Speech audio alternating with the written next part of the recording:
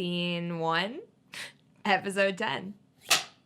Hello, everyone, and welcome to the Scene 1 podcast, the podcast where we take writing prompts from all over the internet and give them our own treatments. We then discuss our writing methods, why we made the choices we did, which idea is the most producible for us, and which is the most pitchable for a studio. And as aspiring creators, it's important to constantly challenge our creativity with stories and genres that we normally wouldn't write about. As you've noticed, Derek is missing this week. Yes, I'm filling in for him. He is off into the ether.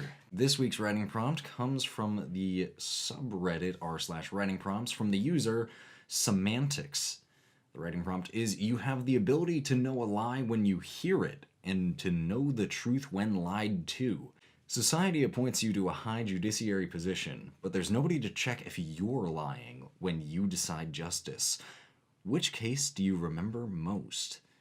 Now, we are introducing something new to the podcast, which is modifiers. Last week, Derek and Evan had the idea of introducing The Rock as their main protagonist, but this week, our modifier is that our protagonist must be an anti-hero. Very interesting. A really nice spin, especially when this prompt is concerned. Yes, you'd think that somebody in a high judiciary position would be as good as they can be, but, you know, absolute power corrupts absolutely. Yeah, exactly. So we're actually going to take a short break and start writing our treatments, but we will be back in a few moments.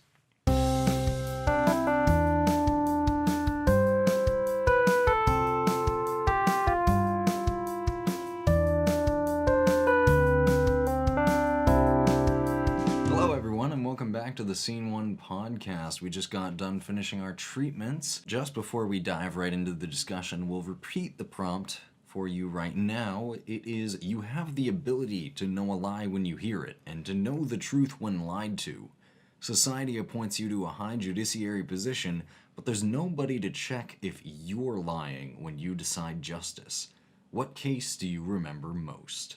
All right, so we'll start with my prompt. I'm just going to read my treatment.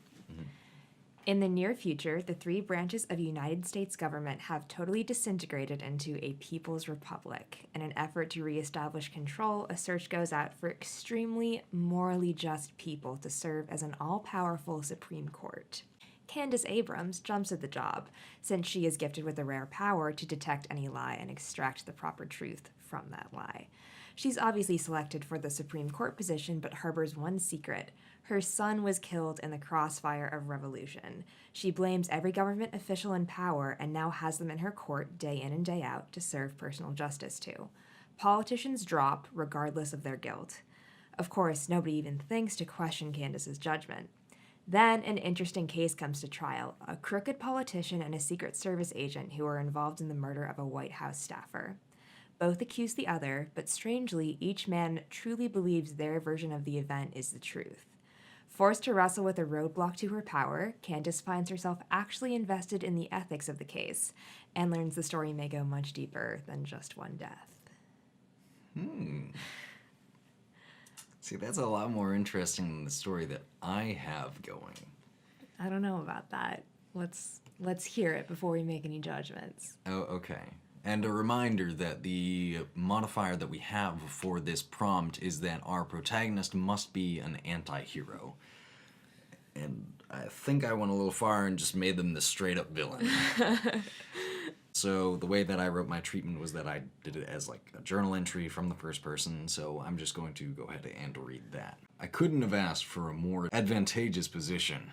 Being a judge and all, especially with these abilities, makes for quite the spectacle.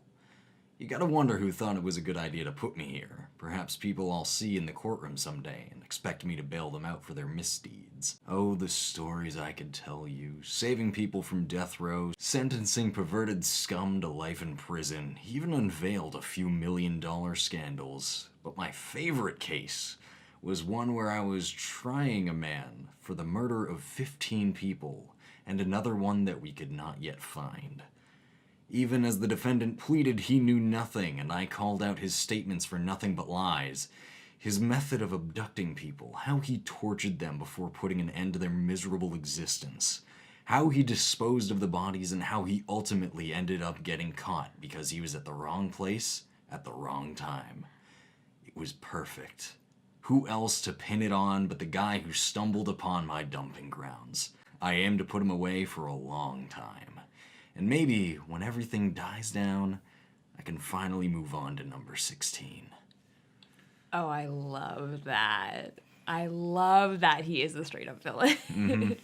It's But he's the protagonist, so technically you would have to classify him as an anti-hero because we're going to learn the most about his motives. Yeah. I think it would definitely play out as I kind of wrote it, where the entire court case would span out about like how the judge like sees it happening, like, no, this is what you did. And instead, like when it finally gets to the end, it's just like, I'm gonna put you away for a long time, and then it flashes back to like what he was actually doing. Yeah. So That's awesome. I like that a lot. And that could make for a really interesting sort of non-traditional structure for your film as well, because you'd have to keep it interesting enough with the ongoing court case and drop enough hints about the judge that by the end we'd be able to see like a 3-minute flashback. I'm feeling kind of like Fight Club vibes. Yeah. Where you flash back and have to realize, oh God, yeah. Because in most stories you'd think, oh my God, how does the judge know all of this? But this is the prompt. The judge is supposed to know everything. But the thing is, they don't know everything from their power, and that's the really cool part that I wanted to go for. It's just like, no, they know because they've done it themselves. That's really cool. I like that a lot. That would make, what a twist. Great twist. Especially with a prompt like this where you already are putting your protagonist in such a high position of power. You want to give them something that will bring them down a few pegs, especially for the audience. Definitely. So, making them a terrible person is always a great way to do that. Yeah, because absolute Power corrupts. corrupts, Absolutely. In a realistic scenario, somebody like this could never be a judge. Like, everybody would be like, oh, it would be awesome, but then everybody would be like, no, because they could lie. They could lie and you wouldn't think to question them. Yeah. Yeah. Because somebody who claims to have complete knowledge of the truth, that is an incredible scenario to even think about. Exactly. So it would have to be about them falling from moral grace in some way. Otherwise, you have a very boring movie about this great person that just does great things for 2 hours and, it's also great. Yeah, And definitely. maybe they end up a little tortured about, like you said, maybe there's someone taking the blame or whatever. But yeah, I don't know. It's much more cinematic and much more narratively interesting, just on a base level as well as fun. Yeah. Too. I'm thinking that in terms of my story, it has a main plot of like the judge trying to put this guy away for life in prison for all of these murders and stuff, but how that would play out in terms of an actual plot standpoint, like what is the conflict? Are they just trying to put them away, or is this judge trying to put them away before anybody can realize that they were the ones that did all of it? And maybe, this guy is the judge's ticket out of something because, people are really getting close to discovering, how perfect someone stumbled on my dumping grounds. Yeah. Let's just do this.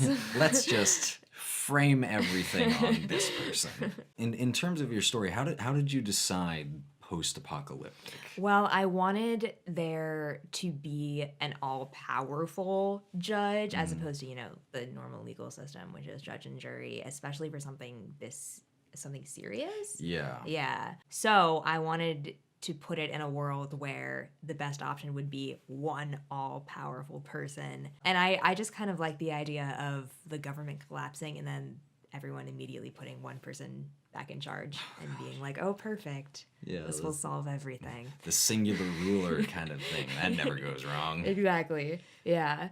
And then, I don't know, I thought it would be nice to kind of have the two boring sides of, to be fair, this girl is, putting people away that did terrible things, but it's for the completely wrong reasons, and she's not discriminating between how guilty they are. Yeah. I had imagined that she would just kind of like dole out death sentence after death sentence. Yikes. What did you do? I took somebody's wallet. False. You murdered 10 people. Bullet to the head. It would be interesting if they didn't directly do these things, but because of their actions, people were hurt. And that's what they were being judged for. Yeah. Murderous collusion. Yeah, I'm just trying to think of a scenario in which that would be possible at all. And I'm just thinking, sure, like somebody just chooses to like pass a certain bill, which just happens to passively kill like easily 10,000 or 100,000 people because of the ramifications of like the cut in medical cost or something. Exactly. You could go everywhere from super bureaucratic crimes like, that, or shorting the housing market, whatever. Or, this could go nuclear war. Yeah. And, congratulations. A group of politicians got together and made a terrible mistake, and now half of America is dead. Yeah. Could you imagine, like, just being in that position of power, somebody walking in and being like...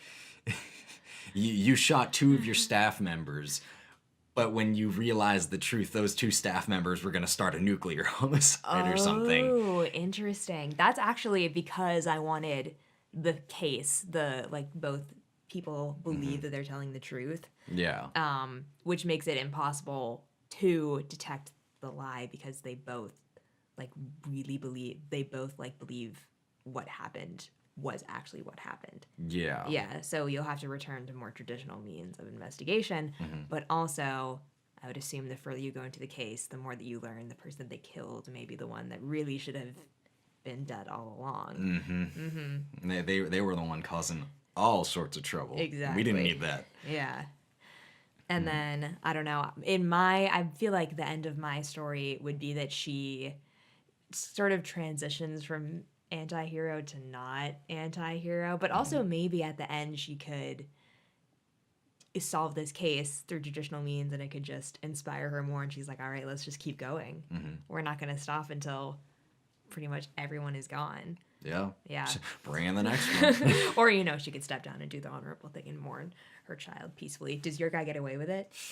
I would like for him to get away with it. Yeah, I agree. I would definitely like for him to get away with it, only because why not? Yeah. I feel as if the entire story is building up to like his great escape, like, oh, I'm totally gonna get away with this. And even though it's awful that he's getting away with it, I feel like it would be almost in a way like unsatisfactory for him to not get away with it after like working that hard and like trying to play the cards right. Because imagine somebody still investigating being like so close to catching them, and then all of a sudden they just like they go out for the arrest, and it's like, sorry, somebody else was already tried and jailed for it. Like, unless you try real hard, you can't reopen this case. Yeah. Oh, I really like that. And you would have a grudging respect for the judge by the end of the story because, sure, he might be a terrible person, but oh my God, isn't he smart? He is one smart person. I like to think of Gone Girl. Oh, yes. Oh, an absolute classic film. It's very good. It's amazing. But I like to think of the end of Gone Girl, where it's like they're stuck between a rock and a hard place. They can't do anything. Yeah. They can't do anything about the situation they're in because just the legal ramifications and like the media and everything that would happen. And just they realize that the fact that they can't do anything is such like a sour note, but you feel like, holy crap, I can't believe that just happened. Yeah, and for me, every time I watch the end of Gone Girl, I'm like, you know what? It's what they deserve. It's what they deserve in a good way and also in a bad way. And I feel like it's the same here where, like, honestly, at the end of the day, much like Amy deserves to get away with it, he deserves to get away with it. Yeah. It's insane because in the, like, especially in Gone Girl, everybody's a horrible person. Oh, it's and amazing. It's crazy because you'd think, he cheated on her and she's trying to get him killed by making it seem like he killed her. That's insane, but it's so smart. Yeah. It's... God, I couldn't even... I think I had to rewatch that movie like twice just to get over it. We just heard that just happen. Yeah. Well, I mean, your anti-hero is a true sociopath. Oh, yeah, he's absolutely insane. And that's really exciting sociopaths to me are more interesting than psychopaths in a narrative setting. Definitely. Because they understand the consequences of what they're up against, but they're doing it anyway. Yeah. Yeah. Yeah, I'm trying to juggle that idea of they are vulnerable at any point, or do they have a god complex? Do they realize that they can be hurt and like can really suffer ramifications from this, or do they have this absolute god complex where it's like nobody can touch me? Yeah. I think that's interesting to look at, like, the prompt in general, for the prompt in general. Mine as well, with, she's mowing down these people like there's no tomorrow, but, like, is she actually suffering from doing this, or is it the pain and the pleasure, Just Or- letting a wound fester. Exactly. Or is it with every death she heals a little more? Yeah.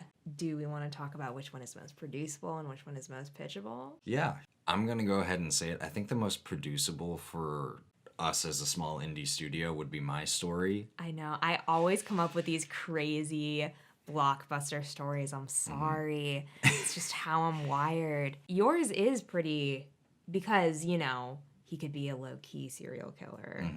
The thing is, a lot of it, well, though the entire situation is kind of pretty grand, there are ways of shrinking my story into a very short film. Agree.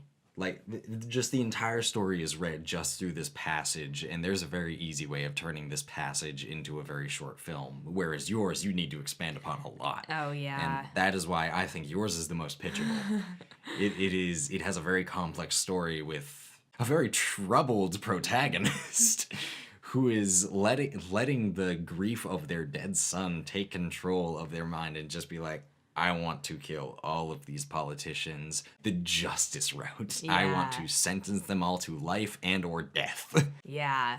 And I could definitely, we could draw this out for multiple seasons, no problem. Just dive into this crazy post-apocalyptic conspiracy theory. Yeah. Or it could be a nice little 2-hour trip through the bowels of the White House. The bowels of whatever government is left over in that post-apocalyptic world. Yeah. But I would absolutely love to see your film, like I said, in a non-traditional narrative sense. Imagine this voiceover running over just a series of images, and by the end, you have this amazing sense of growing dread, like, oh God, oh God, oh. No. Yeah.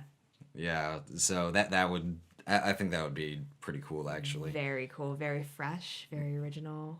Flipping the script on traditional filmmaking. Yeah, and speaking of flipping the script on traditional filmmaking, what other mediums do you think your story could be? Like I said, definitely a series. House of Cards meets Walking Dead. I could also see it as sort of a very high concept mini-series, a 5-episode. More interesting than like the actual forms. I could take it to a variety of different genres. I could make this campy as all hell, or I could try to make it this really tortured character piece. We get someone really great to play the main character. They're lauded for their amazing acting skills, or this could be like CW on steroids. Jeez. Oh God, I don't even want to think about that. Lots of murder, lots of conspiracies. Everybody's dying. Yeah. How about you? Well, I definitely agree with kind of like a visual novel of some kind. Comic book? Yeah, comic book as well. Even just like a one-off. Before we started recording, Derek had mentioned like from a game development point of view, and I'm thinking that if I was to ever take this to a game, it would probably be something of a cross between L.A. Noire and Ace Attorney. Isn't there a video game where you play and by the end you realize that you're the villain? Couldn't tell you the name, but it's very different. It's more of like a traditional like fantasy style.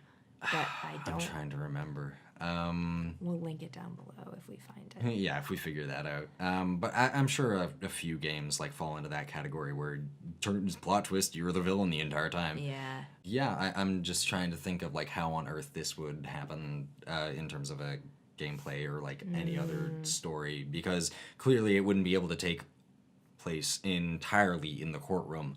You would actually have to get out there, see the scenes of the crime, like try and see what actually happened. Like, oh, what happened here? Flashbacks. Like, Yeah. yes, I see everything now. Kind of a Hannibal style where, he goes to the crime scenes, he imagines himself as the criminal, and then that brings him into the mind of a killer, but here it's the opposite.